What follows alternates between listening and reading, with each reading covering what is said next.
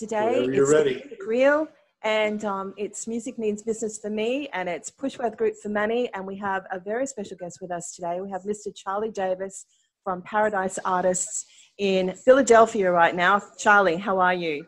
Well, thank you. How are you all doing? We are good I to can't complain. spring. And it's great to talk to you because it's what? It's nighttime over there in Philadelphia, right? Yeah, it's 6:04. It's 6 o'clock in the evening, East Coast time. Okay, great. It's still light out until about another 2 hours.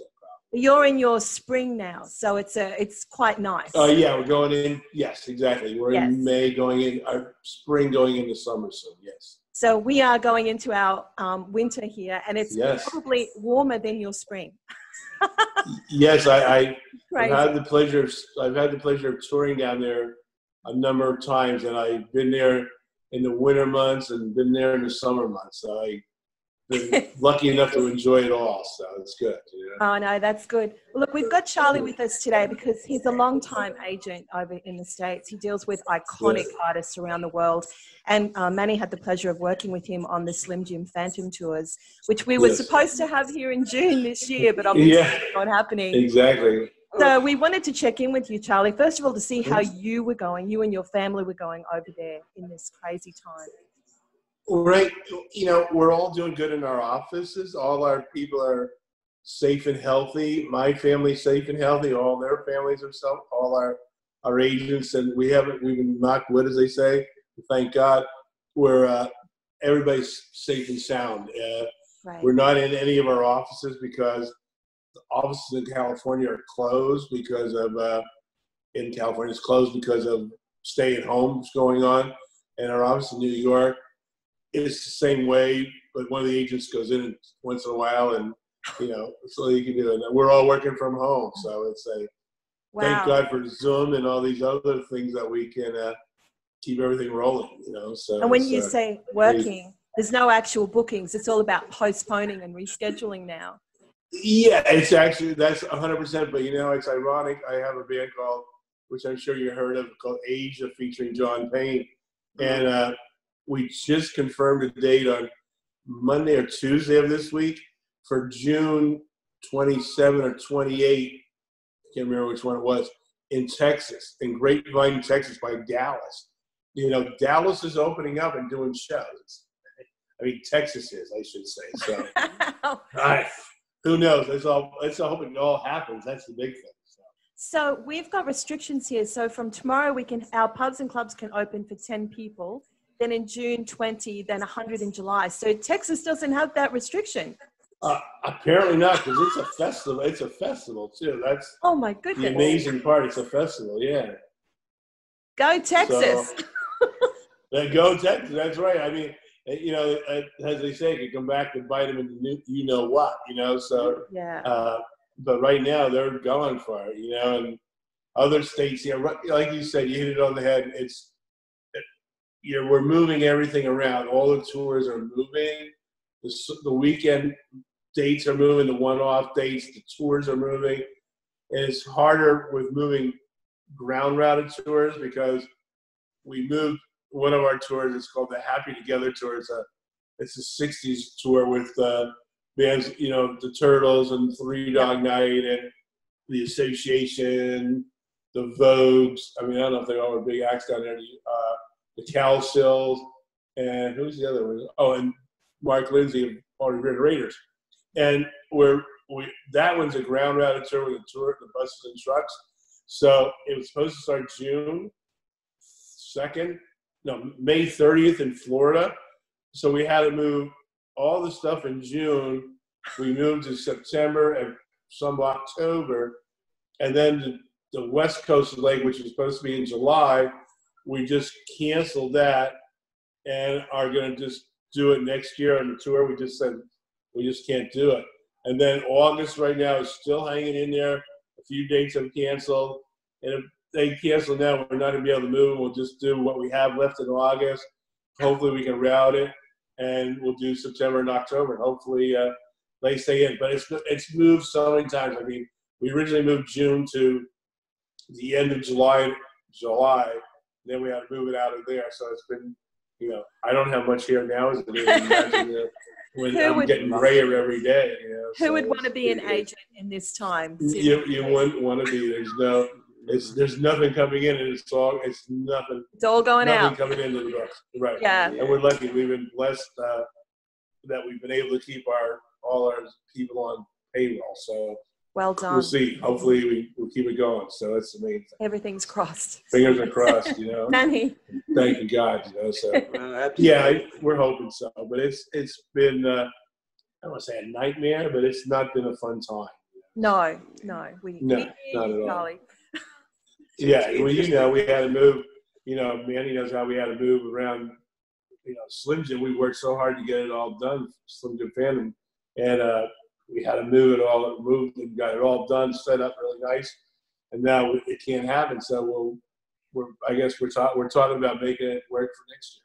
Yeah, absolutely. Yeah, it's interesting. It's interesting, Charlie. Here we've got a very similar situation. We were very fluid as well. So we had a series of dates in exactly the same scenario. You'd book a tour, then you'd have to unbook a tour and rebook the tour, and then finally our government said, okay, you know, they've given us a little bit of surety now with what Nikki mentioned. You know, with a build up into 100. What we're finding is we do supply to larger festivals here as well. And at the moment, it's the festival promoters that are all very, like I'd say, very nervous at the moment, especially towards the end of the year. All our major festival events have been cancelled. So at the moment, we're hoping that from maybe September, we have, subsequent to what our figures are and, you know, what our rate of infections are, that they can open up as well. So I guess in a roundabout way, you've got some significant cases over there. We're an island nation, so we're able to isolate very quickly. So we are You're lucky. Europe, so we are very, very fortunate. I think, and I don't want to bring any figures and doom and gloom, but we are significantly less, you know, a scenario here of this than what you have in the US. Sure. So I've got a pertinent question. Okay. Sure. So, I'll try to answer it. For me, you've seen probably 3 cycles or three gene pools of touring. From the early days, I've seen, you know, 3.5 cycles. So I might just be a little bit older than you, but I've seen 3.5 here. You've probably seen 3. From the early days of touring to what we now have with all the technological advances, what are the major changes in America, like in terms of touring? As far as touring goes, I mean, I've been in the business. I started in 1972, I think it was. I started working started out as what you call a guitar roadie. Drum roadie. Then I became a guitar tech, and then I became a tour manager for a major artist who blew up. And I was with him until '77, and then I went with another band for a short time who had a lot of hits, REO Speedwagon, and worked with them. And then I took over, and I was blessed. About 1978, I also started handling and managing Chubby Checker, who's a legend, legend who toured many times in Australia. And Chubby and me were together for up until about 2 years ago. And I'm getting to the point, and then I've been with Paradise Artists for 24 years now. And we have like 100 artists. But the thing is, changing, it's changed drastically. I mean, back in the day, it was more of a handshake and, you know, and all that. And everything was, you know, now it was a business, but it wasn't. It was a business, but it wasn't. It was a different business. It was a handshake, a hug. It was friends. Everybody trusted each other. Now they turned into, like, in my opinion, it's become too much like brain surgery, where it's just people. I love working with the people who came up in the ranks, like yourself, and I've been there and seen it all. The ones that are coming fresh out of, I hate to put anybody, fresh out of school or whatever, and have the marketing degree, and you think this business was not like, it's a business that it grew. I mean, you look at the legends like Little Richard, how they worked, and Chuck Berry and stuff, and how it all worked. And, you know, then the touring acts in the 70s and the rock acts in the 80s. but it wasn't like it is now. It's like, oh my God, it's too much like brain surgery to me. I think I remember the fun times. Fun times. We remember how it was back then. It was a lot of fun, a lot of trouble. We all, we had times that we said, one of the artists I was with that I first started with, we used to say, this guy's way of telling us we're making too much money that we get in some kind of trouble, Right. So we'll leave it like that. We're not going to, we need to watch out for your tell-all book that comes out. Yeah, that's right. Well, when I retired from the business, like I said, I'm going to write a book called Taking the Kids to Camp. It'll be, taking all these artists on the road and how it really was. And, it really was sex, drugs, and rock and roll in a sense. It's not like that anymore. Well, no, it's not, because of a lot of different reasons. And it's probably smarter that way, definitely. Mm-hmm. I think the artists have become smarter with their money and stuff like that, and watching what they're doing, and it's become good. It's become great and good in that way. But I sometimes I was just so used to trusting people, because you used to trust everybody, the promoters, the venue owners, the club owners, whatever.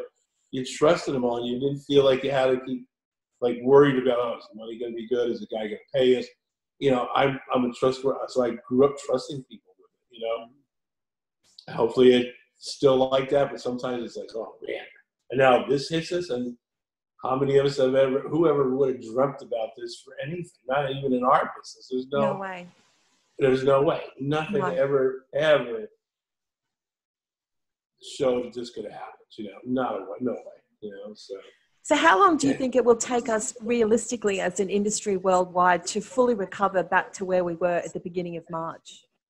I think the stadium tours and the arena tours, I think you won't see any of them this year at all, I don't think, anymore. Okay. I think you'll see venues of 2,000, maybe 1,500 and less capacities will work out. I think a lot of the artists, I think there's going to be reductions in what we'll call the guarantees to make it work. The hurting part of it all is not just, people think it's the artists, the agents, the managers that are hurting. You got to remember, a lot of there's so many guys on road crews, and not just guys, but people on road crew, people, sound and lighting companies, catering, loaders, truck drivers, they're all there. Nobody's working. They're not working. And a lot of the bands that are hired guns for these bigger artists are hired guns too. They're not getting paid, Nope. And a lot of artists are probably helping their people out to keep them on the good. So that's a good thing. But everybody's hurt. It's really, it's heartwarming, to think about how much everybody's suffering. And you guys do a lot of tour packages for cruises as well over there, don't you? We do a lot of cruises. There's a company here called Time Life, which is they do a lot of cruises, and we do a lot with them. There's a Flower Power cruise, which is a takeoff of our Happy Together tour. There's the Malt Shop cruise. There's a disco cruise. We do all those. So different artists of ours we put on those cruises. Like you'll see a Fog that's going to be on the rock cruise. A Bad Company will be on the classic rock. The Gary Puckett and the Union Gap will be on the Flower Power. Fog. Blood, Sweat, and Tears will be on Flower Power, and then you have Expose will be on disco and the Spinners and stuff. So yeah, you do a lot of it, and I'm lucky enough that one of the perks is I get to go on a lot of the cruises. So we were scheduled to go on one in April, the Flower Power, end of March or April, and we were supposed to go on, and it got canceled because of it. So there's a couple coming up. So I guess there's a question mark over cruises worldwide now. Will they actually continue, given so many cases? Who knows? They're hoping to get them out, I think, in September or something like that. I heard talk. Wow. There's a music cruise that is called the Malt Shop Cruise, which is more of a late 50s, early 60s cruise. where it's like doo-wop groups and the earlier free Beatle bands. And that one goes out, and the audiences are, I'm 67. I look like a spring chicken on there. You know what I mean? Wow. A lot of the audiences are in their 70s and everything. So hopefully they just want to they're enjoying their life. So far, that's a go. And I think it will continue to be a go. Wow. Because a lot of the cases we had in Australia were from cruise ships. So I think Australian government is seriously considering perhaps, looking at the cruise ship industry here in Australia. So it's interesting to hear that you guys will continue on with the cruises from September, October. I think that the next one is scheduled that I'm aware of is in November. And then there's one in December with Fog. That's on. It's like a motorcycle cruise. I think it's them and Marshall Tucker Band or Skinner or somebody's on it. And then there's Rock Legends cruises in January. And then we'll see what happens with them. Who knows? I mean, we're all hoping they continue on. So fingers crossed. Yeah. Yeah, exactly. For everybody. I want to go to the islands. Caribbean. I want to go hang out in the Caribbean and have fun. So we hope so. Yeah. Well, look, we look forward to a time when we can get back to normal, when all of the artists worldwide can get back onto the road. Audiences can get back out to stadiums and festivals and nightclubs and pubs and clubs, so that we can bring this industry back, but not just, like you said, the artists and the agents and the managers, but like you said, right down the line. All of those people, it takes, tens of thousands of people to put together one event. So they're the people, the real stories, the real people that are being impacted by this. So big shout out to all of those guys. There's no doubt about it. I mean, across the board, there's, it's not just 5 or 6 people. It's 30, 40, 50, 100 people at a show are working, so it's tough, let's just pray to God it comes back in at full strength.